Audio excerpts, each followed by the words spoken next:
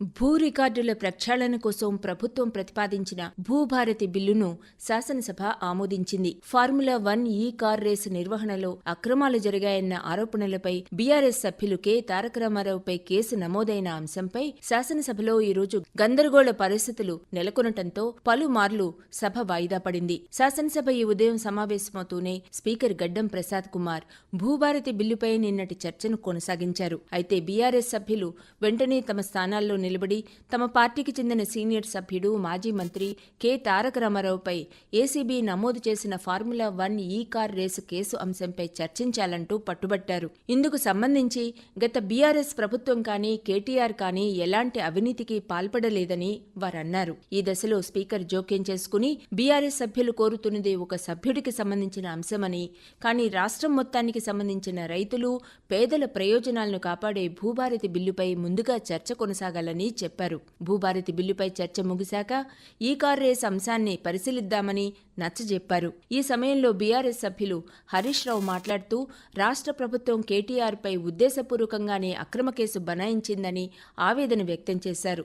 ఈ car race వ్యవహారానికి సంబంధించి ఎలాంటి అవినీతి జరగలేదన్నారు. ఈ అంశంపై చర్చకు అవకాశం ఇవ్వడం ద్వారా రాష్ట్ర ప్రభుత్వం తాను చెప్పదలుచుకున్న విషయాలు చెప్పొచ్చని, అదే సమయంలో తాము ఆ రేసును ఎందుకు తీసుకొచ్చింది, దానివల్ల తెలంగాణకు సమకూరిన ప్రయోజనాలేంటో చెబుతామని చెప్పారు. సభలో అలాంటి సమగ్ర చర్చను చేపట్టడం ద్వారా వాస్తవాలు ప్రజలకు తెలుస్తాయన్నారు. దీంతో శాసనసభ వ్యవహారాల శాఖ మంత్రి సభలోకి రాగానే ఈ కార్ రేసుకు సంబంధించిన అంశంపై ఆలోచిద్దామని స్పీకర్ సూచించారు. భూభారతి బిల్లుపై చర్చ అనంతరం ప్రధాన ప్రతిపక్షం బీఆర్ఎస్ సభ్యులను తన ఛాంబర్కు పిలిపించుకుని మాట్లాడతానని హామీ ఇచ్చారు. ఈ దశలో బీఆర్ఎస్ సభ్యులు ఆందోళన మధ్యే భూభారతి బిల్లుపై చర్చను ప్రారంభించాలంటూ రెవెన్యూ మంత్రి పొంగులేటి శ్రీనివాసరెడ్డికి అవకాశం ఇచ్చారు.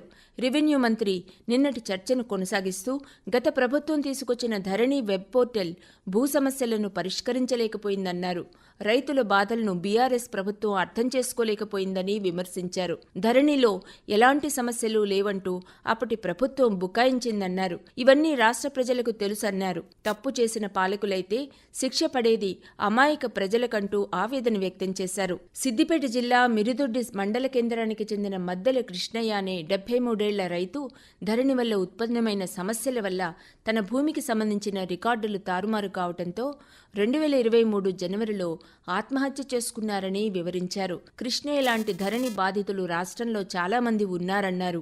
భూకమతాల చట్టాన్ని తీసుకొచ్చింది మాజీ ముఖ్యమంత్రి, మాజీ ప్రధానమంత్రి పివి నరసింహారావు అని, కౌలు రైతుల రక్షణ చట్టం తీసుకొచ్చిన నాటి ముఖ్యమంత్రి బూర్గుల రామకృష్ణారావు, జాగీర్ల రద్దులో కీలక పాత్ర పోషించిన మాజీ ఉప ముఖ్యమంత్రి కెవి రంగారెడ్డిని ఆయన్ని సందర్భంగా గుర్తు చేసుకున్నారు. వారు ముగ్గురు తెలంగాణ బిడ్డలే కావటం తమ అదృష్టమన్నారు. తెలంగాణలో భూమి కోసం, భుక్తి కోసం వేలాది మంది పీడిత రైతులు, కూలీలు పాల్గొన్న వీర తెలంగాణ సాయుధ రైతాంగ పోరాటం దేశంలోనే ఒక చారిత్రక ఘట్టమని రెవెన్యూ మంత్రి పేర్కొన్నారు. ఈ పోరాటానికి ప్రధాన కారణం నిజాం కాలం నాటి భూ సమస్యలు, నిజాం సంస్థానంలోని ఉద్యోగులు, జాగీర్దార్లు, దేశ్ముఖ్లు, దేశపాండేల్లాంటి భూస్వాములంతా అధికార దర్పంతో ప్రజలపై వివిధ చట్టాలను మోపేవారని గుర్తు చేశారు. ధరణి పేరిట అలాంటి చట్టాన్ని గత బీఆర్ఎస్ ప్రభుత్వం తెలంగాణ ప్రజలపై మోపిందని విమర్శించారు. ఒక దశలో అధికార పక్షానికి చెందిన వీరపల్లి శంకర్, విపక్షానికి చెందిన బీఆర్ఎస్ సభ్యుల పరస్పర ఆరోపణలతో సభలో గందరగోళ పరిస్థితులు నెలకొన్నాయి. బీఆర్ఎస్ సభ్యులు స్పీకర్ పోడియం వద్దకు దూసుకొచ్చి కాగితాలు విసరటంతో స్పీకర్ సభను కొద్దిసేపు వాయిదా వేశారు. సభ తిరిగి సమావేశమైనప్పుడు రెవెన్యూ మంత్రి తన ప్రసంగాన్ని కొనసాగిస్తూ బీఆర్ఎస్ సభ్యులు సభలో దౌర్జన్యం చేయటం సరికాదన్నారు. స్పీకర్ పోడియం వద్దకు దూసుకువచ్చి సభాపతితో తనతో దురుసుగా ప్రవర్తించడం దురదృష్టకరమన్నారు. ఇలాంటి సంఘటనలు పునరావృతం కాకుండా చూడాలని, జరిగితే కఠిన చర్యలు తీసుకోవాలని స్పీకర్ని కోరారు. గత బీఆర్ఎస్ ప్రభుత్వ హయాంలో తయారు చేసిన ధరణి పోర్టల్ ఆ పార్టీ నేతలు తమ స్వార్థం కోసమే తయారు చేశారని విమర్శించారు. ప్రధాన ప్రతిపక్ష నేత కె చంద్రశేఖరరావు సభకు వచ్చి భూభారతి బిల్లుపై అనేక సూచనలు, సలహాలిస్తారని భావించామని, అయితే ఆయన సభకు రాకపోవటం దురదృష్టకరమన్నారు. ఈ దశలో జోక్యం చేసుకున్న సభా వ్యవహారాల శాఖ మంత్రి శ్రీధర్ బాబు మాట్లాడుతూ సభా వ్యవహారాల సంఘం బీఏసీ సమావేశంలో 9 అంశాలపై చర్చించాలంటూ కోరిన బీఆర్ఎస్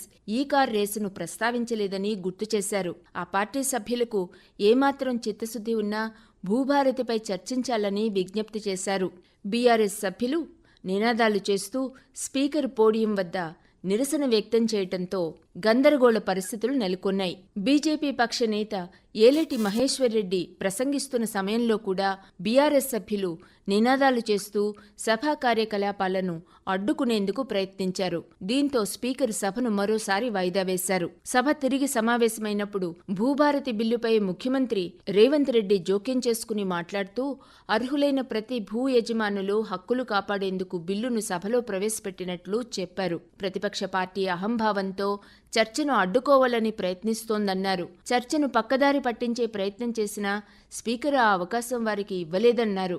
రావి నారాయణ రెడ్డి, ఆరుట్ల కమలాదేవి, ఆరుట్ల రామచంద్రారెడ్డి, మల్లు స్వరాజ్యం, భీమ్రెడ్డి నరసింహారెడ్డి, చాకలి ఐలమ్మ లాంటి వారు పోరాటాలు చేసింది భూమి కోసమేనని, ఈ భూమిని ఆత్మగౌరవంగా హక్కుగా భావించారని వివరించారు. భూమినే తమ హక్కుగా భావించి సాయుధ రైతాంగ పోరాటం చేశారని, తర్వాత కూడా ఏ ఉద్యమం వచ్చినా భూమి చుట్టూనే పోరాటాలు జరిగాయని గుర్తు చేశారు.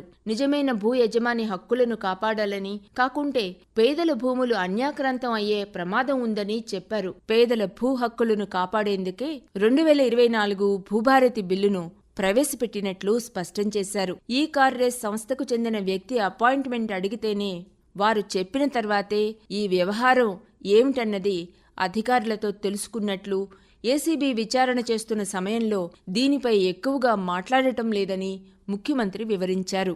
భూభారతి బిల్లు 2024ను శాసనసభ మూజువాణి ఓటుతో ఆమోదించిన అనంతరం స్పీకర్ సభను రేపటికి వాయిదా వేశారు.